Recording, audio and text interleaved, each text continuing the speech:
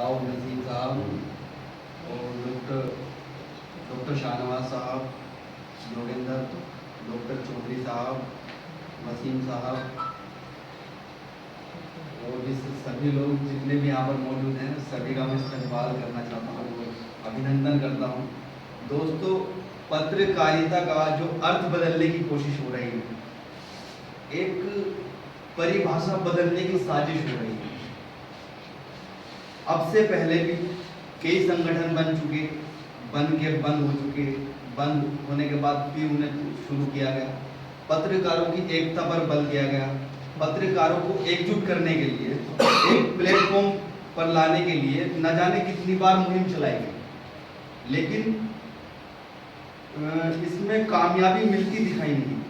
ये media club बना, जब मीडिया सेंटर में हम सभी को मीडिया सेंटर के अंदर वो सम्मान नहीं मिला जिस सम्मान के हम लायक थे, तो हमने मीडिया सेंटर छोड़ने का निर्णय लिया और निर्णय छोड़ने के बाद एक संगठन खड़ा किया, जिन्हें दबा कुचला, मीडिया सेंटर के अंदर जिन लोगों को दबा कुचला समझा जाता था, उन्होंने एक अपनी ताकत का एहसास कराया। अलग संगठन बनाकर न जाने कितने पत्रकारों को, जिन पत्रकारों का उत्पीड़न हुआ, जिनके साथ जो भी समस्या है पत्रकारों के साथ, मीडिया क्लब के हर एक सदस्य ने, हर एक पदाधिकारी ने उसके कंधे से कंधा मिलाकर उसकी लड़ाई लड़ने का काम किया। हाल ही की अगर मैं मिसाल दूं तो वसीम अहमद साहब को षड्यंत्र के तहत फंसाया गया। दूसरे गुटों के पत्रकारों ने, समाज सेवियों ने, जो कट्टरवादी संगठन हैं, उन लोगों ने इन्हें साजिश के तहत फंसाया, इन्हें जेल भिजवाया।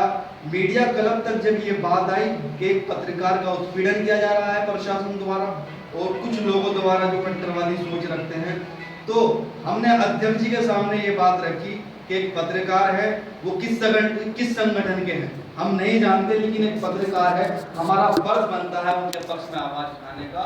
तो हमारा पूरा मीडिया क्लब इनके पक्ष में खड़ा हो गया और उनकी लड़ाई लड़ी। और लड़ाई तब तक लड़ी, जब तक लड़ी तब तक ये जेल से बाहर नहीं आ गए। कप्तान, प्रशासनिक अधिकारियों को चेतावनी दी गई, अगर वसीम अहमद को रिहा न किया गया तो हम आंदोलन करने पर मजबूर होंगे, इस तरह की चेतावनी दी गई। अगर कोई संगठन है मुजफ्फरनगर के अंदर जो पत्रकारों के हितों की लड़ाई लड़ रहा है, तो वो मुजफ्फरनगर मीडिया क्लब है। और इसलिए मैं अपने आप को फख्र महसूस करता हूँ इस मीडिया क्लब में। मैं इस मीडिया क्लब का सदस्य हूँ, मुझे पदाधिकारी बनाया, मैं बहुत फख्र महसूस करता हूँ मुझे पदाधिकारी बनाया, जबकि मैं एक सदस्य के लायक भी नहीं। मैं तो आप लोगों की सोहबत में रहना चाहता हूँ, क्योंकि आप लोग चाहे किसी भी समाज के हों, जितने भी यहाँ पत्रकार बैठे हुए हैं, अलग अलग समाज से आए हुए हैं, सभी एक परिवार है मीडिया क्लब का। तो आपकी सोहबत में रहना मेरे लिए फख्र की बात है। मेरे दोस्तों, पत्रकारिता का स्तर इतना गिर चुका है कि अधिकारियों में अपनी पहचान बनाना, अधिकारियों में अपने फेस मशहूर करने को पत्रकारिता समझा जाने लगा, जबकि पत्रकारिता वो है जो कलम से जाना जाता है, जो पत्रकार कलम से जाना जाता है। पत्रकार को समाज का आईना कहा जाता है, लेकिन पत्रकार आजकल अधिकारियों का आईना बनने पर आतुर है। इसलिए मैं कहता हूं, ये जो परिभाषा बदलने की साजिश हो रही है, इस परिभाषा को हम सही ढंग से चलाने का प्रयास कर रहे हैं मीडिया क्लब के द्वारा। इस बैनर के नीचे हम जितने भी पत्रकार यहाँ मौजूद हैं, हम इस परिभाषा को, जो परिभाषा थी पत्रकारिता की, समाज का आईना होता है एक पत्रकार, उस परिभाषा को हम जारी रखने की कोशिश कर रहे हैं। उसमें हम सब का योगदान है, आप सब का योगदान है, क्योंकि जो हम देख रहे हैं, कोबरा पोस्ट ने स्टिंग किया, बड़े बड़े चैनलों का स्टिंग किया, कोबरा पोस्ट ने बड़े बड़े अखबारों का स्टिंग किया, और ऐसा स्टिंग किया, ये साबित कर दिखाया कि ये जो चैनल हैं और अखबार हैं, ये किस तरह जहर उगलकर एक पार्टी, विशेष पार्टी की तरफ से एक प्रवक्ता का काम कर रहे हैं। वो पैसे के इतने लालची हो चुके हैं कि पैसे की खातिर देश में वो कवरेज भी दिखाने के लिए तैयार हो जाते हैं जिससे देश में माहौल खराब हो जाए, जिससे लोग हिंदू मुस्लिम में बढ़ जाए। राजनीतिक लोगों की पार्टी बन गई है मीडिया। इस परिभाषा को बदलना होगा।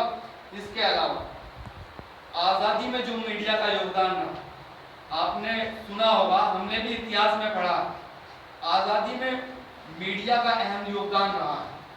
अंग्रेजों ने, जबकि उस टाइम लोकतंत्र नहीं था, राजतंत्र का बोलबाला था, उस समय मीडिया ने अपना ऐसा अहम योगदान निभाया कि मीडिया के नाम से जब अखबार निकाला गया द बंगाल गजट, तो उनके संपादक से जो शासक होते थे, जो अंग्रेज शासक होते थे, वो थर्राया करते थे, उन्हें जेल में डाल दिया गया। इसके अलावा भी गांधी जी ने अखबार निकाला। गांधी जी को क्या जरूरत थी अखबार निकालने की, जबकि वो देश के राष्ट्रपिता थे। उनके साथ देश का हर एक वासी, हर एक व्यक्ति उनके कंधे से कंधा मिलाकर चलता था, लेकिन इसके बावजूद भी उन्होंने अखबार निकाला। और अखबार निकाला, इस अखबार के जरिए लोगों तक संदेश गया।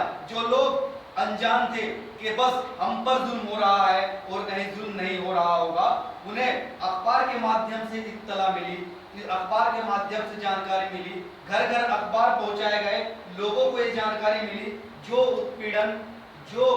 उत्पीड़न हमारे शहर में हमारे साथ हो रहा है, वही उत्पीड़न अन्य जिलों में, अन्य प्रदेशों में भी हो रहा है। तो हम सबको एकजुट होना होगा। अखबारों के माध्यम से लोगों को एकजुट किया और आज़ादी की शुरुआत की गई। मेरे दोस्तों, मैं फख्र करता हूँ एक पत्रकार होने पर, क्योंकि इस पत्रकारिता ने देश को आज़ादी दिलाई है। तो मेरा जो कहने का मतलब ये है कि जो पत्रकारिता और अखबार राजतंत्र होने के बावजूद अंग्रेजों की चड्डियां ढीली कर सकते थे, तो आज तो आपके पास लोकतंत्र है, आप आजाद